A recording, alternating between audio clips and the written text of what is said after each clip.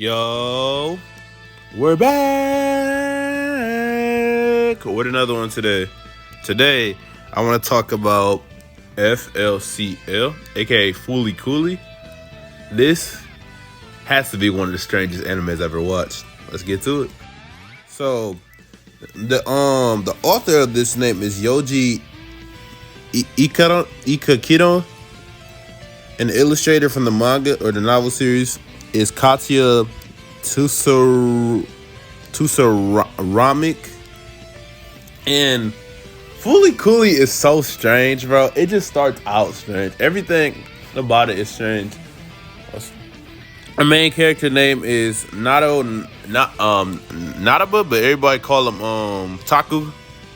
Or man, I was so confused in this. I'm not gonna sit here and explain because I'm not gonna lie, I couldn't even explain to you what was going on. I'm gonna watch a YouTube video after I'm done with all this, but it was just so much strange stuff going on. I could try to piece some things together, but I'm not like a great analysis type of guy. I'm just gonna tell you how I feel about the series.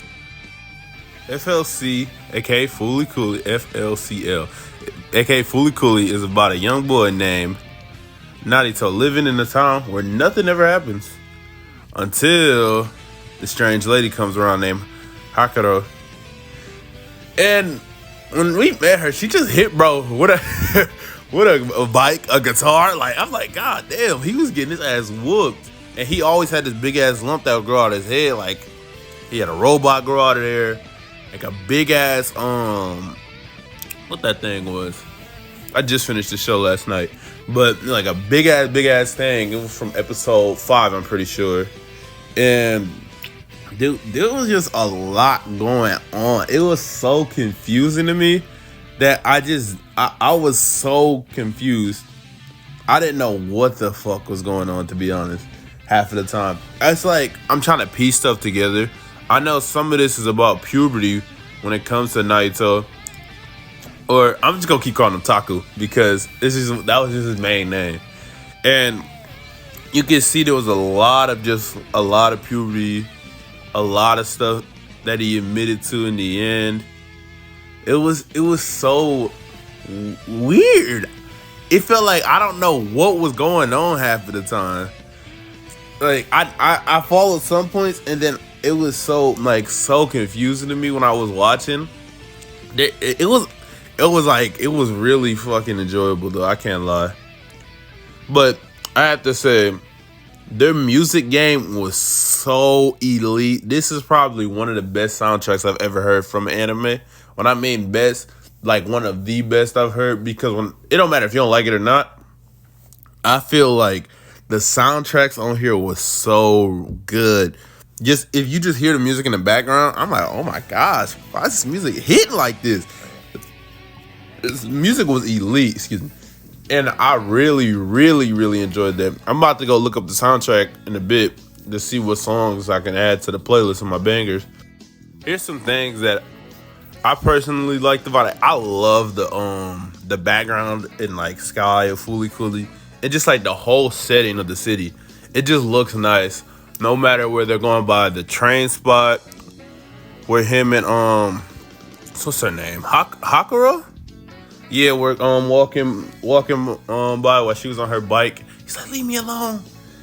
Or whether it was the little where that hand popped in before it grabbed the chemical plant. I feel like that looks so cool. The sky when it's yellow, the sky when it's blue. Fooly Cooly did a lot of like strange things. I love when they break the fourth wall though. There was one point where in the series, I'm pretty sure this is episode 5, where Taku was about to hit the baseball, or that big ass baseball with his guitar. She was rolling all the way down, and she said, "All right, audience," and like looked at us. I was like, "Oh, they tripping." And then I remember episode 1 to I think was it episode 6. They didn't do no from what episode 2 to 4. They didn't do no like manga panel things. And then they gonna come back and talk about episode 6. He gonna say, man, the audience keep calling us lazy. He said, you're the main character of the show. I'm like, I said, hey, why they breaking the fourth? I love when the series breaks the fourth wall. He talking about it's really hard to do this in manga form. It's a lot of work, but they keep calling us lazy. I said, bro, who's calling them lazy at that time? I just find it funny and hilarious that that's something they said. I'm just keep this short and simple for y'all. I don't know where I would rank this in like favorite anime. I don't know if this is one of my I don't think this is one of my personal favorites. I think there was some moments I liked, and then there was just some shit that was too confusing for me, which is perfectly fine. It's just I'm not gonna be able to like everything, but this was not bad at all. I'm telling you right now. I'm just more confused, and it was hard for me to follow.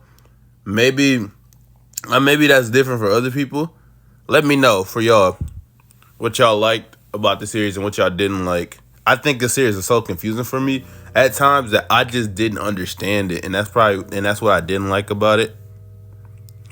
Like, there's one thing I gotta say though, I can't get over it was just the little sexual jokes. I'm like, bro, what the fuck is going on? There was so much strange shit. Like, Naito's dad, like, what, being cloned or whatever? It was so weird. And then he, like, had to pour, like, water on him. He's like, I see you prefer your real dad instead. Ain't I create that impersonation? And then that one dude with the big ass eyebrows that kept putting sugar in every fucking thing. I was like, damn. And then you had that sister in there, Taco and the cat. That one girl with the glasses, she gonna sit here and lie and say, what she said at the end of I think it was episode 3.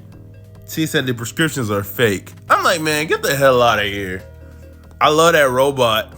That robot was cool as hell. They used to have fun, play shit with him, and do a whole bunch of other shit. I don't know his name. I forgot his name. I ain't gonna lie, my fault. But I do feel like overall, this series it's enjoyable. It's just really confusing for me personally, and I think that's where it went down to the knick-knack and gritty of it. I did like the ending though. It's like it kind of just felt full circle. It's like it's kind of started the same and ended the same. She just called him a kid, and he said there's a town where nothing happens, and they look like they were just moving up in the world, just living life. Oh yeah, one last thing before I go. I forgot to shout out Ganix for doing an amazing job, because you can tell they put real passion into this.